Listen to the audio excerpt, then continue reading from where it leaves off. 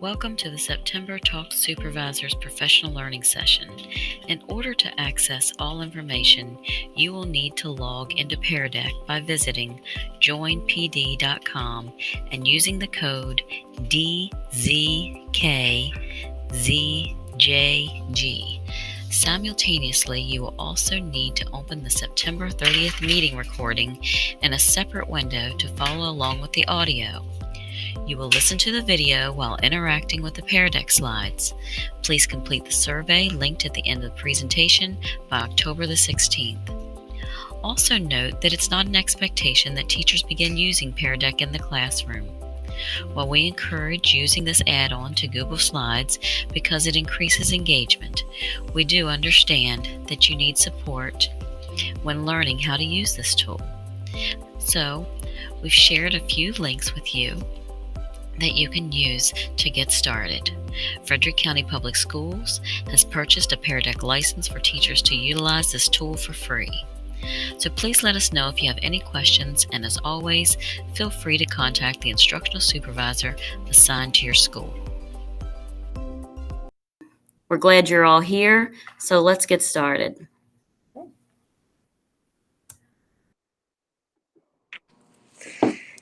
Good afternoon, everyone. Before we get into our professional learning session itself, I wanted to share a little bit with you about our intentions for today. So not only do we want to touch base with the team as a whole to see how things are going and to discuss some things that we are currently focusing on, but then to also talk about what this year will look like. But we also wanted to model for you utilizing a technological tool called Pear Deck. Pear Deck is an interactive deck feature or slides feature that allows you to actively engage students on an individual basis or on a collaborative whole group basis. So many of you might be familiar with Google extensions that are offered. This is not an extension. This is an add-on that is specifically for Google Slides only. So if you are fairly proficient in Google Slides and have made those before, you're at a really good starting spot. Adding Pear Deck is a very simple process, and we will share a link following today's PD in the next few days that will provide you a little bit of foundational information on Pear Deck if it's something you can see yourself utilizing at some point. We certainly do not expect anybody to use it right now or even at all if that's not comfortable for you, but we wanted to model for you what engagement can look like when working asynchronously with students or synchronously with students. So with Pear Deck, our goal was to share a few different features throughout our time together. So you'll see opportunities for dragging and dropping, thumbs up, thumbs down, rating on a scale of 1 to 10, and this is just the start. Pear Deck also has many options for you to share slides based on content. I know many of our resource teachers, specifically in music, but in other areas, work very hard to connect their learning and their content with the things that are going on in the classroom. And so Pear Deck provides pre-made slides in reading, math, science, and social studies. They also have pre-made slides in social emotional learning. But on a kind of more general scale, they have pre-made slides for before, during, and after lessons. So they take a lot of the guesswork out. And then as folks get more proficient with it, everything that you'll see on our slides is completely editable. Sharon, Sue Ellen, and I just over the last week have really taught ourselves how to use Pear Deck, and we are certainly not proficient by any means. We will probably hit a few roadblocks today, and we ask just for your patience and grace as we kind of, step outside our comfort zones and trying something new, but to expand our own professional learning. So hopefully, not only will you learn some things about your content through the slide, but also ways that you can engage students, collect responses from them that could be used as assessment or just as an opportunity opportunity for you to give feedback. We will not be providing feedback specifically in this session just because we have to continue moving and we're a little short on time, but we will share with you some of the responses from your peers. As the facilitator of this, I am the teacher, and I can see all of the responses as they come through on my screen. And I can tell who the responses are from. So, in particular, if I am noticing that a student is having a difficult time or their response was incorrect, I can provide specific, immediate feedback, whether it's corrective in the case of a misunderstanding to that student, or I can provide that specific feedback to that student who got an answer correct and maybe ask them to, deepen their thinking, or I can deepen their understanding. So it does provide that immediate feedback option. Additionally, when all is said and done, as the facilitator of this Pear Deck presentation, Pear Deck will automatically populate a document in my Google Drive that will show me all of the responses from every student that was included in this presentation.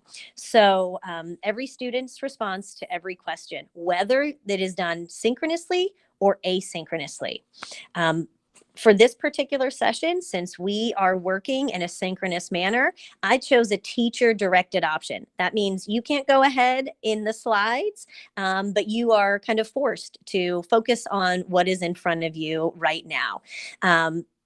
If you are working with students and they are not with you, perhaps it's a Wednesday, or you're working with virtual students and you want to capitalize on your time with them face to face, but you want to have them continue on with that learning, you can direct for Pear Deck to be set up in a student-directed manner. That means the student can take themselves through the presentation at their own pace and answer those questions at their own pace. It's a really equitable and respectful way to provide wait time to students as they process the question, the information, the content, the skill, and then also provide a response. So you'll see throughout today's session that we're going to be modeling what that wait time can look like. It's not always easy for us, even though we're trying to be very mindful of it, to just be completely silent, because not everybody's comfortable with that silence. But we're going to model for you how that additional wait time can really give you the opportunity to think more deeply about your responses. Research shows that typically teachers give students less than 1 second of wait time. Oftentimes we get that question out of our mouths. Students who are able to process the question and retrieve that information from their brains more quickly shoot their hands up, and we often call on those students. This, of course, is not on a everyday, all day basis, but it's just pretty frequent. So this will kind of force the facilitator to give students more time, because you'll be able to see who has answered, who has participated, and how many you're still waiting on. So it's our hope you can take at least one thing away from this to help assist you in your instruction. On the next slide, what we would like to do is ask you to think about a success that you've had so far this year. This could be in relation to your own instruction, your classroom, your students, your team, whatever it might be. We know that there are roadblocks and we know that there are hiccups, and we'll certainly get to those. But what we would like to do is ask you to share any kind of success you've had thus far. So we'll give you a moment to type your answer in that space provided.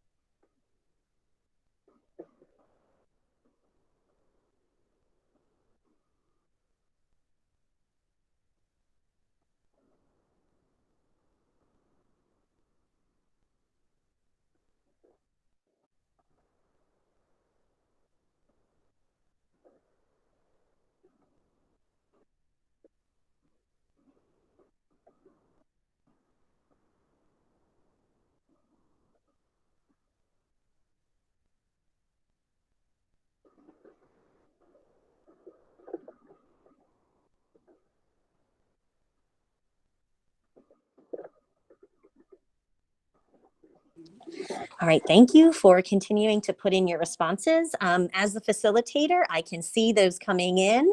And as I mentioned before, I can tell whose responses are whose. And so if I need to or want to follow up with a student in particular, I can certainly do that. I do want to share some of these with you because you cannot see the student responses. And I appreciate that about Pear Deck, that it is very respectful um, of some students who may not be comfortable, sharing responses aloud. It gives them the opportunity to have that voice that they might not always choose to have. So we have one person in particular who created individual instrument bags that include a shaker, tambourine, and rhythm sticks. These have been a big success in the classroom so that students are able to play instruments safely, and this person is able to prep the bags under the chairs before they enter the room. Very good. I'm finding success in providing mindful time for students at the beginning of the lesson. I'm so grateful to hear that. We know that that's an incredibly important part of what we do is modeling and giving students opportunities for that. Um, I'm not sure it's a success, but definitely a wonderful feeling to look out and see the students smiling, even behind the mask, and laughing during an activity. I would say that that's probably one of the most amazing successes and things that many of you have experienced since March. So absolutely, I would consider that a success. Many people finding ways to be collaborative, kind of pushing themselves beyond their comfort zones and learning new things. We know that everyone is working very hard and working to do the best that they can for our students, and we appreciate that very much. On our next slide, what we want to do is take an opportunity to check in with you. We want to know how you are doing. We want to know in this moment, or generally speaking, how you're feeling. So on this slide, what you'll see is a wellness check and a vertical purple line that you can slide from left to right. As I mentioned before, everything on this screen is editable. So if you're working with a pre-K or a kindergarten class, perhaps the text isn't appropriate to include, and you want to put in some, different faces showing a variety of emotions. Perhaps you do want the students to see this text because there are sight words included, and maybe you want to, give them that constant exposure. Pear Deck allows you to add audio to slides. So what you can do is you can add an audio button the students would press, and it would say, this is a slide where I'm going to find out a little bit about how you're feeling. And then they would click on another audio button and it would read each of those text boxes. So you have lots of different opportunities for how to make this slide interactive, but also appropriately meeting the needs and levels of your students. But for right now, we're interested in you, and we're going to give you a moment to let us know where along this continuum you feel you fall. Oh, and I see a question from Rebecca. Rebecca, there is no audio on this slide because I'm speaking with you. But if you were to create an audio on your slide, it would just be embedded into the Google Doc or Pear Deck itself. Because I'm new to this, I don't know if students are able to add audio. I don't believe that's an option at this time, but students could certainly respond with audio through Seesaw if that is a tool that you utilize.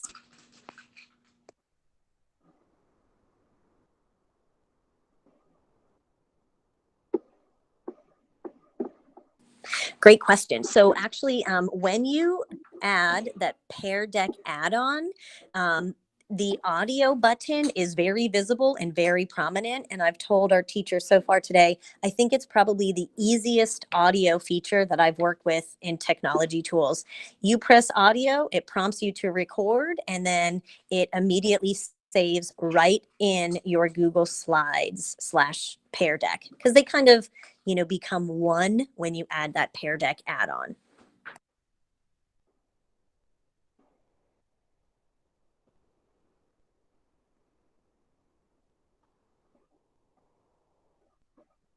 Okay, so it looks like we have most, if not all, responses, and we appreciate you sharing with us how you're feeling today or just overall.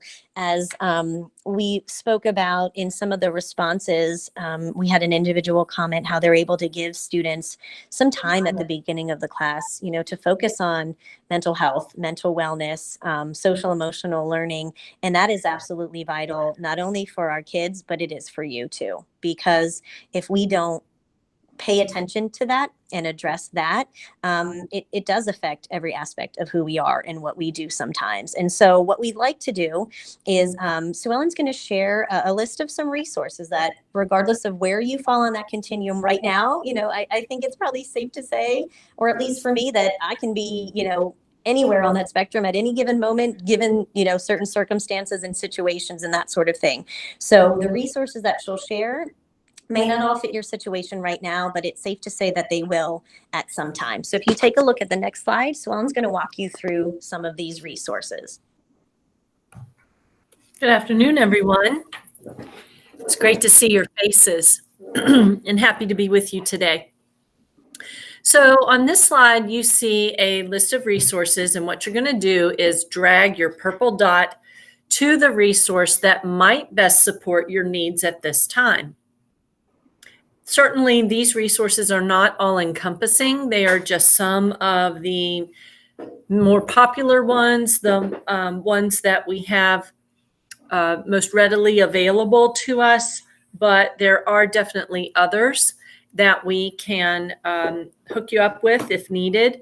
We wanted to point out the Employee Assistance Program and just remind everyone the importance and the benefits to this program. It's available to all Frederick County Public School employees, but also to our families. The phone number is listed on the screen, as well as the password that you can use. Lots of folks, the purple dot is going to colleagues. Our school counselors are amazing, and they have tons of resources. They are quite an asset to us. But certainly it looks like we lean on our colleagues a lot. And first and foremost, I know that Sharon and Linda and I feel that way too. Without your teammates and colleagues in the same field, it's hard to imagine what others are going through. And so being able to reach out and touch base with someone that's in a similar boat is comforting, to say the least. So thank you for sharing those thoughts. And as always, what exactly is EPA? EPA is the Employee Assistance Program that is a benefit through being an employee of Frederick County Public Schools. And that link is live in Pear Deck. If you wanted to click on it, it would take you to the site. And there's so much to it. It's kind of hard to wrap it up in a nutshell. But that's why we wanted to point you in that direction today, that if not today, maybe someone, you or your family member, is needing assistance or a benefit from it. You know what it's about and could perhaps use it down the road. So, and we have folks in HR that have a lot more wealth of knowledge in this area too, that we can point you to if you ever need it. And certainly it would be confidential. So thanks for asking that question. And we're going to move on at this time.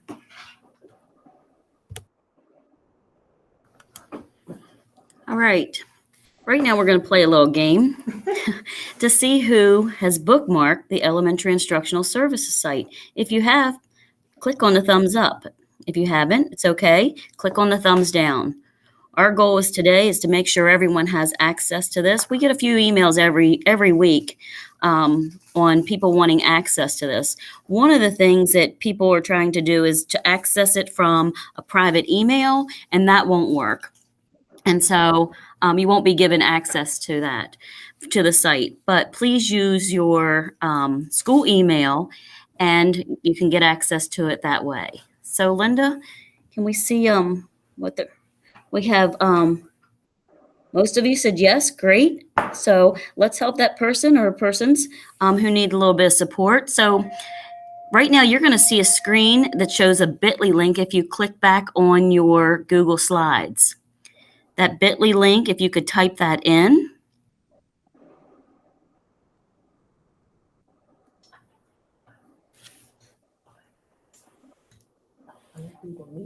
On your Google Meet, you should be seeing it. So once you go there, you know that little star that's up there where you type in your URL? You want to go to that star and click on that star, and that'll put it in your bookmarks. One of the things you may want to do is to pull it from your bookmarks and take it to your this bar at the top where you have your links, and that'll be an easy way to get to it. The other thing is if you have the old site bookmarked, you want to delete that, okay? So blue. You'll know that it's bookmarked if it does turn blue, and then you'll be able to see that. And you can name it elementary site or whatever you want to name it, and then it'll go down into that bookmark bar. Okay, it could go into a folder, it could go into your list of bookmarks, or you can pull it to the top. So let's go back to the Pear Deck slides, and let's see if we can get everyone, if you've managed to do that, get everyone to get a thumbs up. Good job. Everyone's there. Wonderful. All right. So again, this is a tool that you could use in music to see where your kids are, just as, again, to a formative assessment real quick. And you can always make sure that they understand what your intent is of the lesson. So I can click on their checklist. And where this came from is some of you were talking about, and I've reached out to a couple of you, to make some things more consistent with some of the lessons that we're delivering virtually, whether you're doing the all virtual lessons and submitting them, or whether you're doing virtual lessons on Wednesdays with students asynchronously. So in this checklist, let me open mine up as well. You'll see a few things that we want to make sure is consistent. So if you look at the topics, and we work with special education supervisors as well when we created this. When we're sending out these lessons, you know that you have to think about alignment, and your students should, all of your lessons should be built upon the SOLs that you need to implement. Then also you want to think about explicit instruction. What is the I do? What is the we do, and what do you want them to do afterwards? We're suggesting also that you put an I can statement in there at the very beginning of lessons.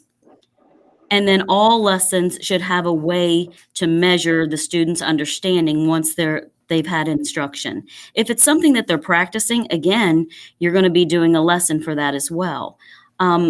Most of the schools are using Pear Deck. If you need support with Pear Deck, Seesaw. And if you need help with Seesaw, and I know some of you have reached out to your ITCs to get support with that, and also you could use Pear Deck. But again, if you're showing students a new tool, make sure that you've taught them this tool before you ever use it. And because you want them to be familiar with it. And also, if you're talking with their parents who are distance learners with those students, then you want to make sure that the parents know as well. So maybe it's something you say, I want to use Seesaw this week. And so you want to share that out. So your students and the teacher, the parent at home would also need to know how to use it. The lengths of the lessons, by the requirements are they're 30 minutes in length. And that includes the elements and the lists above. Visual supports is one thing that we've gotten some questions on. And this also came from special ed, as well as we've wanted this as well on the list.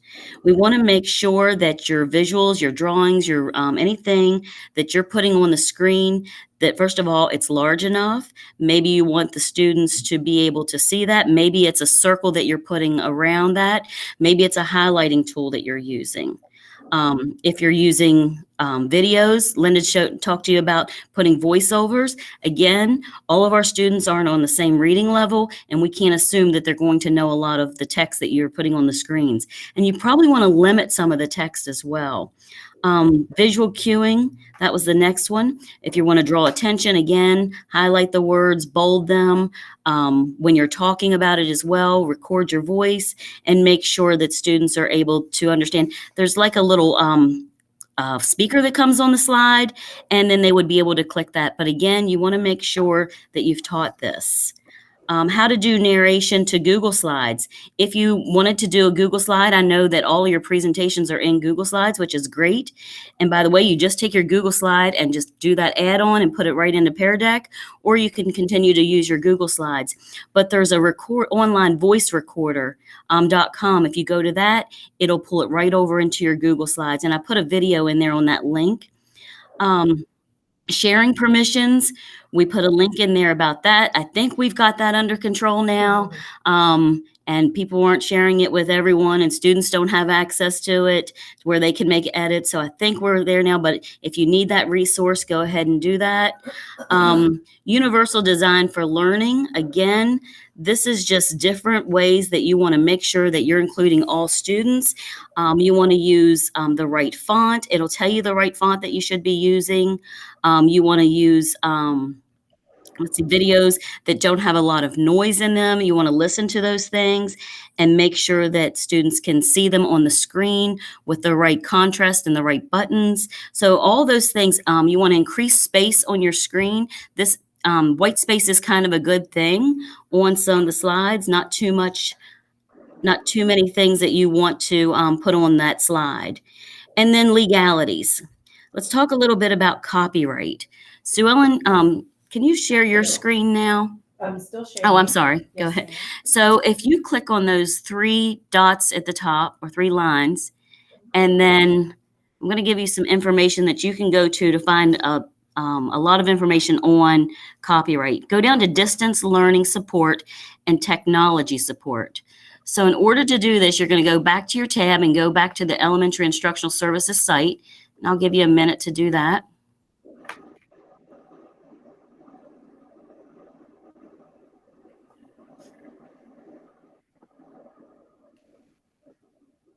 And Sue Ellen's screen is like smaller right now, so she's going to go up to those 3 lines again. You're probably going to see writing on the side of yours, the whole menu. But when she clicks on that, it's going to take you to that menu. You want to go down to support, and then scroll down, and you're going to see a big C there. Copyright information. All of that information came from Glenn Moreland's office, and we want to make sure everyone's doing everything legal. And so if there's music that you're sharing, and I know you all know a lot about this because of some of the things that you've put out to students already in your monthly things that you're sharing with students. So again, this is just resources just to make sure that whatever you're using, you're making sure that it is legal. If you have permission to from an author for reading books, you want to make sure that you're stating that also in your presentation that you're sharing with students. Okay. And again, it's just to make sure that we're doing everything the way we need to be doing things and to keep everyone legal. And again, at the bottom of that document, the checklist, you're going to see the different fonts that you should be using. You can choose any of those, but those are the recommended fonts that everyone should be using in their presentation so everyone has access to your slides. Okay? If you have any questions about this, you can respond in the chat, but let's go ahead and go back to our Pear Deck.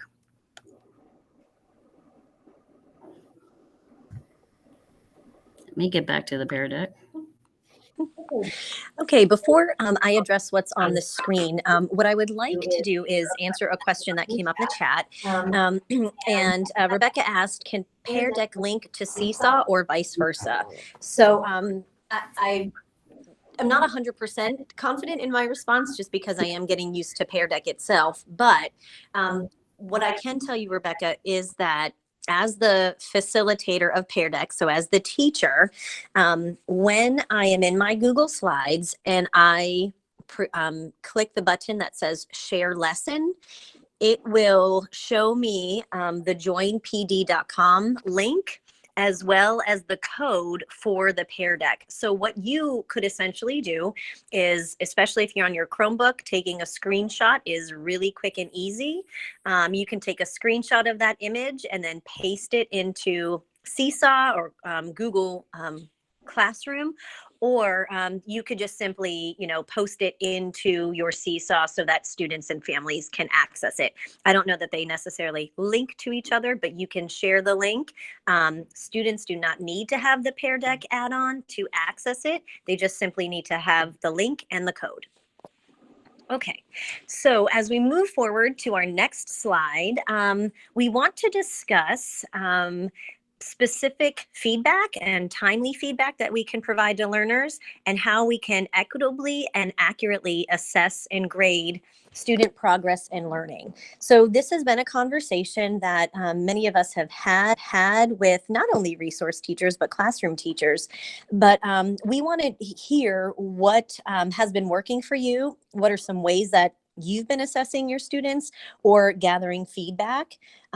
We know that providing feedback to students is one of, if not the most powerful tool for moving student learning forward. It's not the A through F that's on their paper. It's not the 100 through 0% that's on their paper.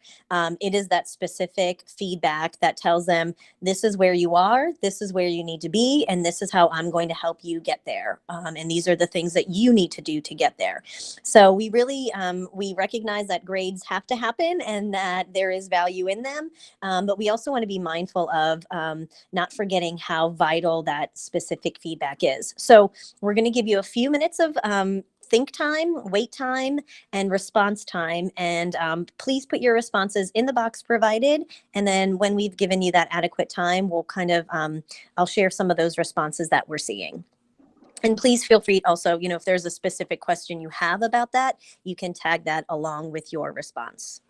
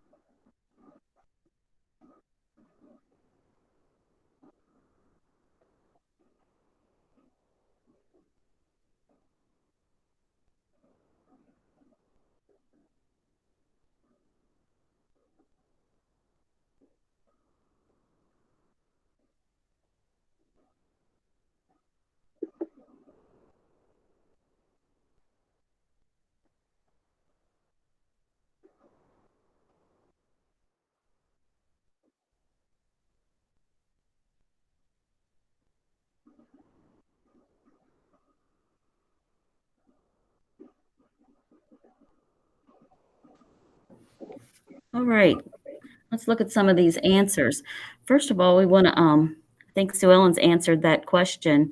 Are the responses saved in Pear Deck?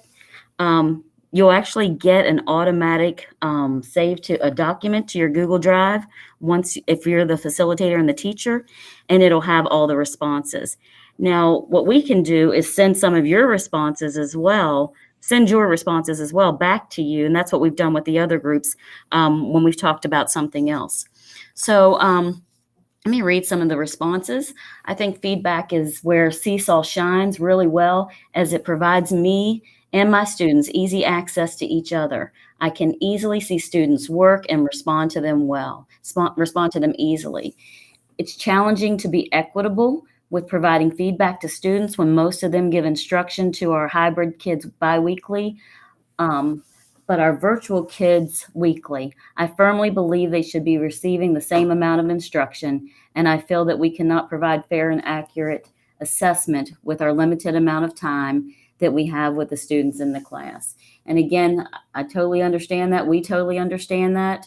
And we're, again, in a different situation, and we're just doing our best right now. And hopefully we won't always be like this, and I'm sure we won't. In the classroom, I provide feedback through discussions and making music. Students are given the opportunity to try new things and receive feedback from me and their peers, and for virtual students. And then I have blocks of time in my schedule that I use to give feedback to virtual students and virtual assignments, the hybrid students. I'm able to address the students individually, electronically, and can still give them feedback and ask probing questions if needed. I have found that they love getting feedback because they feel grown up by checking their emails and using Google Suite. Absolutely. I'm still exploring different avenues for students to complete and submit work electronically, Seesaw, Pear Deck, so that all students have success in submitting assignments. You're absolutely right. Students love getting feedback from their teachers. And I have a 14-year-old who really does enjoy that because they feel like you care about them. So it's building those relationships. And there's even ways to do voice feedback as well. And some of you have said that you're trying that. Allow students to send assignments back through Seesaw, set up office hours for one or more conversations and questions, check assignments daily, monitor students' participation, and remind students that assignments are needed to give a grade, and give out lots of positives. So one of the things that we're going to do at the end is do a survey. If you want to connect with different people on what they're doing, because we're gonna be seeing your survey, and you'll be able to be connected with different people. And again, this is such a small group, but maybe it's your instructional coach, maybe it's your ITC if you need some support with certain things, and we can help you with that as well. So let's move back to the Pear Deck presentation.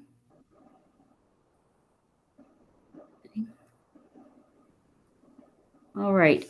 Now, one of the things we want to talk about now is curriculum development. And we're not going to be starting this today because, again, we only have an hour with you. But you have access there to the 2020 music standards as well as the crosswalk. So we need to think about what will our meetings look like in the coming months, and then how can we better do this? So what we'd like to talk about is what that can look like. Next month, what we'd like to do is to see if this is all right with you. We need to make sure that some of the things that we need to make sure when we're creating curriculum is to create our pacing. That's usually where we start. So you have that crosswalk that tells you the 2020 standards and the previous standards that you're using now. And so our goal this year is to create a curriculum document for music and for art as well, because they're up as well. But we wanted to give you some time to think about the pacing that you have in place right now, and think about the crosswalk. What's the changes on that crosswalk, and how do they fit into the pacing? And then do you want to change them? What are things that didn't work out with pacing? So we want to give you time to work on that. Now, this may be time that on this Wednesday that you all get together, of course, with permission from your administrators. And then we would check in with you. We want to see what you think of this idea. We would check in with you that day at this time that we would be meeting to see how things are going. Because really, that conversation of pacing needs to come from each of you. It's not something that we really want to dictate.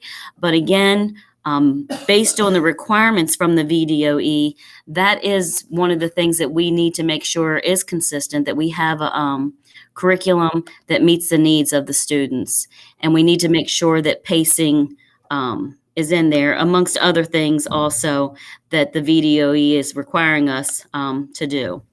So we need a sequential pacing, aligned resources, target for students to reach, like a success criteria, and even some assessment methods that we've talked about in the past. And also, this is part of creating curriculum. But we first have to start out just with the pacing.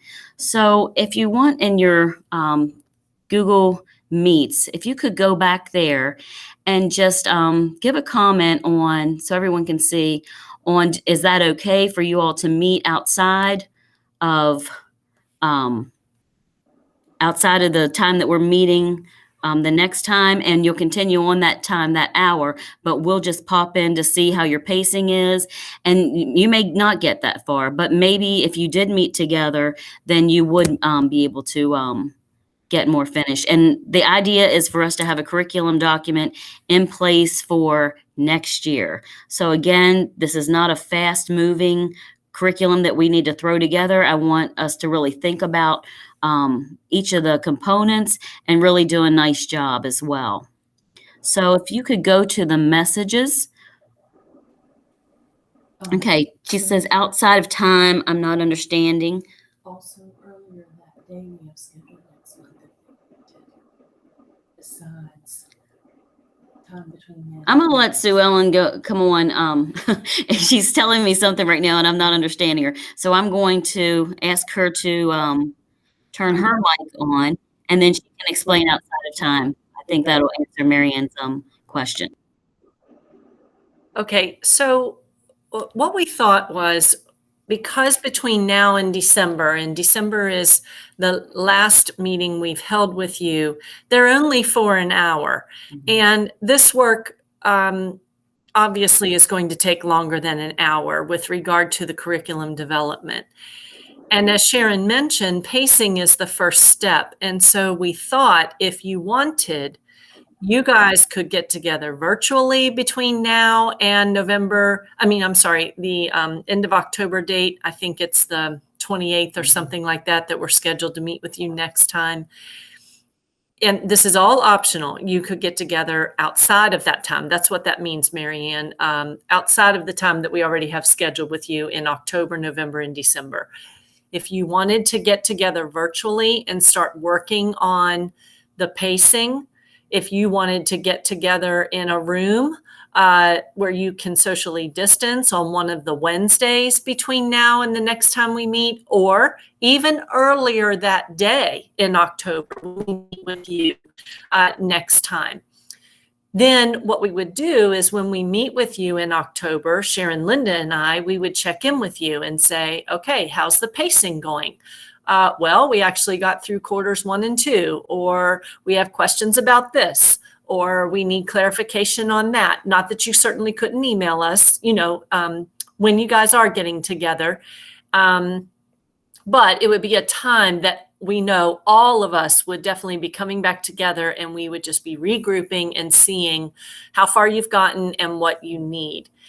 If it's concerning that, wow, when would we get together? We probably all wouldn't be able to. We need to hear that kind of thing too. We're just tossing out this idea for you and seeing how you feel about it. And that's why we wanted your ideas and responses in the chat. I think we're also okay if somebody wanted to unmute themselves and say something. We are a small enough group that we could handle that too. Does that help, Sharon? Yeah, Marianne is saying that helps. Okay. Thank you. But again, we'd like to hear from you, or we can just stick with that hour and do what we can do. But we wanted to get your voice and your opinion on what's the best way to do this. Sharon, can you tell us a little more on what If the you want to turn off, overall? it looks like Rebecca's turning hers off. I wish the state would give us additional time, Catherine. Basically, we have this school year, and the pacing is the first step. The pacing not only has to be done probably sooner rather than later, and then once we know what standards we're going to teach in each quarter, the other parts kind of come along quicker. We'll build the documents in our office. Our secretary is super quick at putting documents together and using graphics and that sort of thing. It's the other components that we feel as a group are going to be quite beneficial to include in our curriculum documents, those resources, the success for criteria, the other things that Sharon mentioned earlier. I know it's a crazy year. You're absolutely right. And one of the things that we've been saying in our other groups with K-5 teachers is the state recognizes we're in a crazy year, yet they still are holding this responsibility to our feet. And so, you know what? We recognize it's stressful. We are stressed right there with you. And you know what? We'll just start wherever we can and where everybody's comfortable, and we'll just get as far as we can, you know? And if we don't happen to complete it all, we still have our current curriculum documents. And the thing is, the standards aren't changing all that much. So, you know, we'll just do our best. That's all we can ask of one another.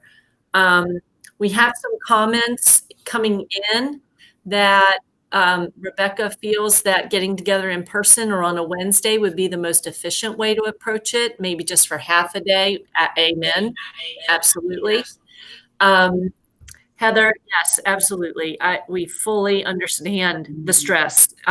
There's so much on your Wednesdays, you know, ideally. And the other thing is a lot of this could be virtual. Maybe you're not all trying to meet together, but we get a document started for you that we could build. It's sort of a template, and you could put ideas of what you think the standards are by certain grade levels. Maybe you guys as a group decide to divide it up by grade levels. Maybe 2 of you are working on kindergarten and another 2 of you are first grade and so on. And then everybody comes together and says, yeah, I like where that pacing is going.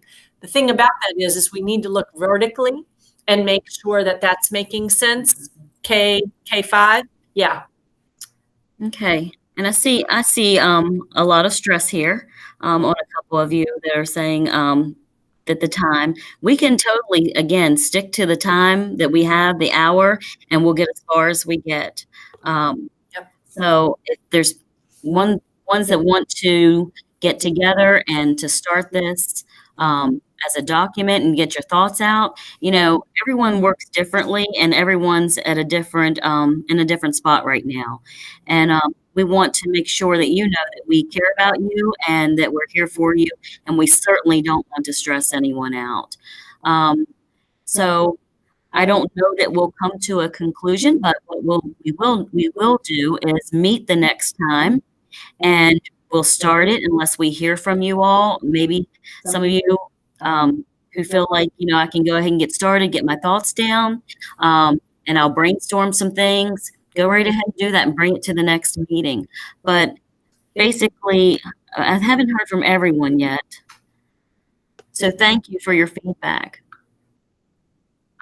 I can't see it because I'm. It's what the do they see themselves? Oh, there you go. For the next minute, though, we're going to go back into your Pear Deck and then write down what you need to be thinking about for the next meeting and what your next steps are. So again, this also gives you a chance for those who didn't share to be able to share and to give us your feedback as well. So if you could take that for the next minute and do that, and we'll give you some time.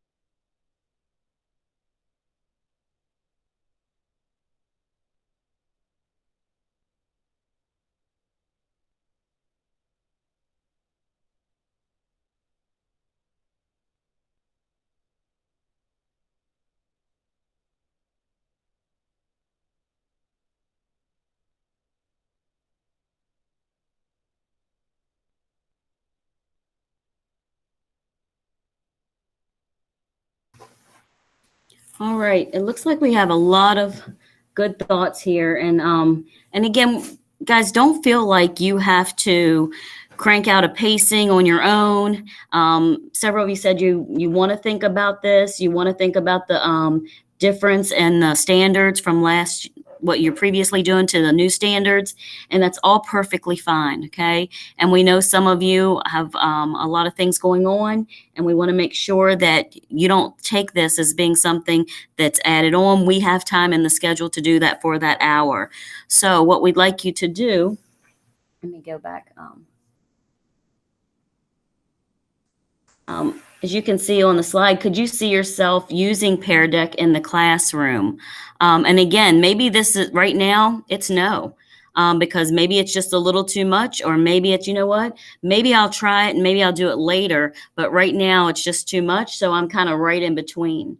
So, or you know what, I think I need to try this, or I'm going to look into it, or just going to watch the video to see what I can do. So if you want to go ahead and give me your responses on that. Okay. We have everyone from the whole spectrum, from right there all the way to not right now. Okay. And someone just sliding around. There you go. Well, it's okay. It's all good. So again, it's just another tool for us to use. I'm trying to slide.